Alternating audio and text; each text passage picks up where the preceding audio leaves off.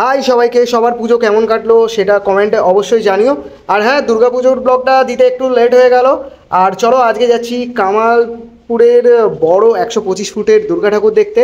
পাশাপাশি রানাঘাটের আরও বেশ কয়েকটা পুজো তোমাদের দেখাবো। দেখো, এখন সেই পুজোটাই চলে এসেছি, যে পুজোটার অনেক রকম কথা আমরা বলবো, দেখে নাও।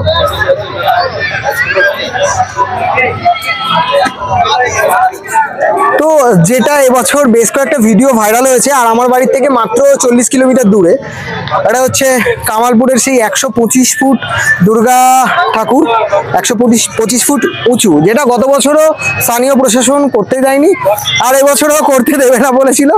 তারপরে একজনের ভিডিও আমি দেখেছিলাম, যে বলেছিল ঠাপিয়ে দেবো, এক্ষুনি ঠাপিয়ে দেবো, এক্ষুনি ঠাপাবো। তো যাই হোক, এক্ষুনি ঠাপাঠাপি করে পুজোটা কোনো রকমে হচ্ছে, মায়ের পুজোটা হচ্ছে। তো বেশ ভালো লাগছে সামনের থেকে দেখতে। এত বড় দুর্গা প্রতিমা আমি আমার লাইফে প্রথম দেখলাম। তোমরাও দেখে নাও ভালো করে।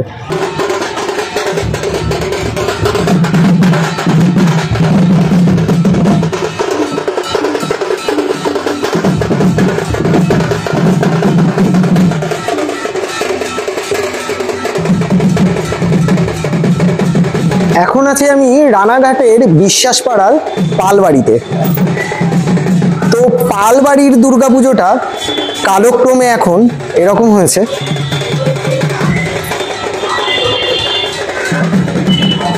তো এই যে দালান মন্দিরটা আর এই যে পালবাড়ি,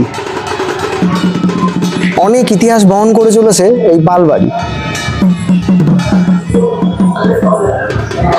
আমি পালবাড়ির দুর্গা মাকে একবার তোমাদের সবার সামনে দেখিয়ে দিই, তারপরে আমি একজনের সঙ্গে তোমাদের কথা বলিয়ে দিচ্ছি।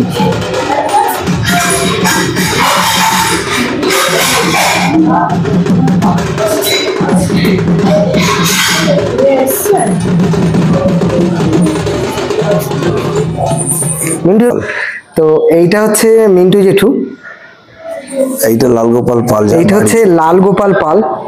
ইনি ছিলেন লালগোপাল পাল, এই পালবাড়ির জমিদার ছিলেন।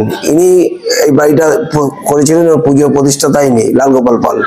আচ্ছা, লালগোপাল স্কুলটার প্রতিষ্ঠাতা ইনি, একদমই রানাঘাটের। আমাদের বাড়ির যে দুর্গা ঠাকুর, তো দুর্গা মাকে নিয়ে তোমার কি কি ইতিহাস জানা আছে? আমাদের ইতিহাস বলতে, আমাদের বাড়িতে তো কাদা খেলা হয় নবমীর দিন, সন্ধি পুজো হয়। কাদা খেলাটা কি এখানটাতেই হয়? কাদা খেলাটা এখানে মাটিতে গর্ত খুঁড়ে, আচ্ছা, পাড়ার সব বাচ্চারা আসে। এবার কাদা খেলতে আমরা এখান থেকে 5টা বাড়িতে যাই। আচ্ছা, স্পোর্টিং ক্লাবে যাই, ঘোষ বাড়িতে যাই, শর্মা বাড়িতে যাই, এসে কাছারি বাড়ি আসি, তারপর আমরা নদীতে যাই, স্নান পান করি, করে সবাই আবার বাড়িতে চলে আসি।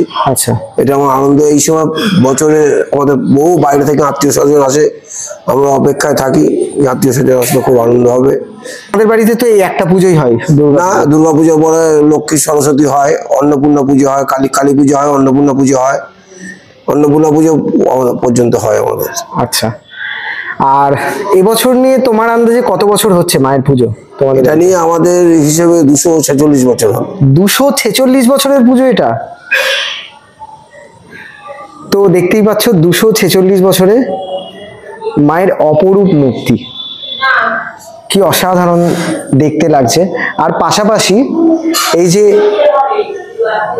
কড়িবর্গার ছাদ, এই যে টেরিকোটার কাজ, পুরো দালান মন্দিরটা জুড়ে অসাধারণ জাস্ট।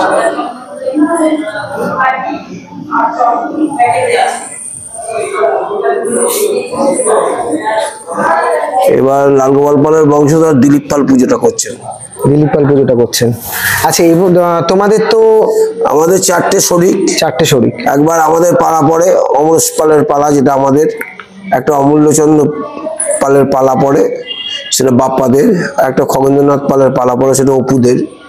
আর এবার পড়েছে কৈবল্যনাথ পাল, সলিল পালের পালা। এবার দিলীপ পাল পড়ছেন, সলিল পালের বড় পুত্র, জ্যেষ্ঠ পুত্র, উনি পুজোটা করছেন।